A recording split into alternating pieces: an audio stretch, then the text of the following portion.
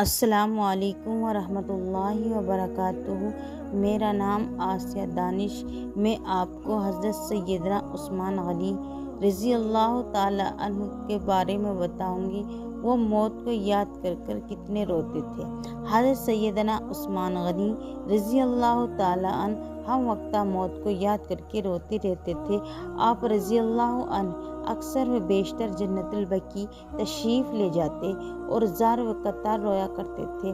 آپ رضی اللہ عنہ کے سامنے اگر کسی کا بھی جنازہ جاتا تو وہ بہت روتے۔ آپ رضی اللہ تعالیٰ عنہ احترام کھڑے ہو جاتے۔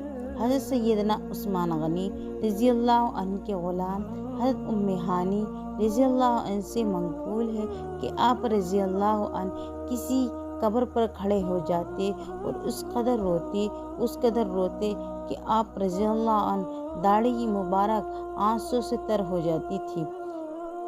حضرت سیدنا عثمان غنی رضی اللہ عنہ میں دینی بصیرت بہت زیادہ تھی۔ آپ رضی اللہ عنہ قرآن مجید کی تلاوت کا بے حد شغف تھا، جس کی وجہ سے آپ رضی اللہ عنہ ہم وقتہ تلاوت قرآن پاک میں مشغول رہتے تھے۔ فقہی مسائل پر اور اجتہادی امور پر آپ رضی اللہ عنہ کوئی مد مقابل نہ سمجھ جاتا تھا۔ حج، زکوٰۃ، جزیہ، اخراج اور دیگر دینی امور سے متعلق آپ رضی اللہ عنہ بد مقابل نہ سمجھا جاتا تھا۔ متعلق آپ رضی اللہ عنہ کئی اہم فیصلے کے کئی جب فقن تقریر اور مکتوب نویسی میں آپ رضی اللہ عنہ بے مثل تھے۔ روایات میں آتا ہے کہ حضرت سیدنا عثمان غنی رضی اللہ عنہ کے پاس حضور نبی کریم صلی اللہ علیہ وسلم مکتوبات اور دستاویزات موجود تھے، جن کی مدد سے آپ رضی اللہ عنہ اکثر و بیشتر فقہی مسائل کے حل میں رہنمائی حاصل کرتے تھے۔ ایک مرتبہ حضرت سیدنا عثمان غنی رضی اللہ عنہ کے پاس طلاق کا ایک مقدمہ آیا، جس میں مرد نے حالت نشہ میں طلاق دی تھی۔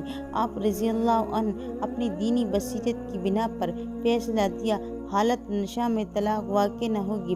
اس طرح ایک مرتبہ حضرت سیدنا عثمان غنی رضی اللہ عنہ کے سامنے ایک ایسا مقدمہ پیش آیا جس میں ایک عورت کا پہلا شوہر جو کہ لاپتہ ہو گیا تھا اور اس عورت نے دوسرا نکاح کر لیا تھا، وہ واپس آ گیا۔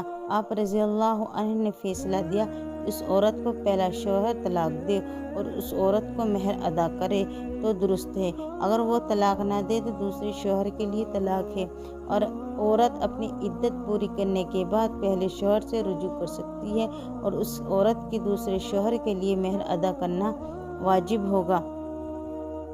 حضرت سیدنا عثمان غنی رضی اللہ عنہ دل کے خوف اور خدا بدرجہ اتم موجود تھا۔ آپ رضی اللہ عنہ ہر کام میں اللہ تعالیٰ کی دلجوئی اور اس کے رضا کے غالب رہتے تھے۔ آپ رضی اللہ عنہ پر خیریت خدا بندی کی وجہ سے اکثر و بیشتر طاری ہو جایا کرتا تھا۔ ایک مرتبہ کسی نے حضرت سیدنا عثمان غنی رضی اللہ تعالیٰ عنہ سے ایک لرزہ کی وجہ سے دریافت کی تو آپ رضی اللہ تعالیٰ عنہ فرمایا کہ حضور نبی کریم صلی اللہ علیہ وسلم کا فرمان ہے کہ قبر کی آخرت کی پہلی منزل اگر یہ منزل آسان ہو تو سمجھ لو کہ باقی تمام منزلیں آسان ہو جاتی ہیں۔ دوران تلاوت قرآن مجید جب حضرت سیدنا عثمان غنی رضی اللہ عنہ کسی عذاب والی آیت کی تلاوت کرتے تو آپ رضی اللہ عنہ خوف خدا بندی کی وجہ سے بے تحاشا شروع کرتے تھے۔ حضور نبی کریم صلی اللہ علیہ وسلم ہر قدم کے عوض غلام آزاد فرمائے۔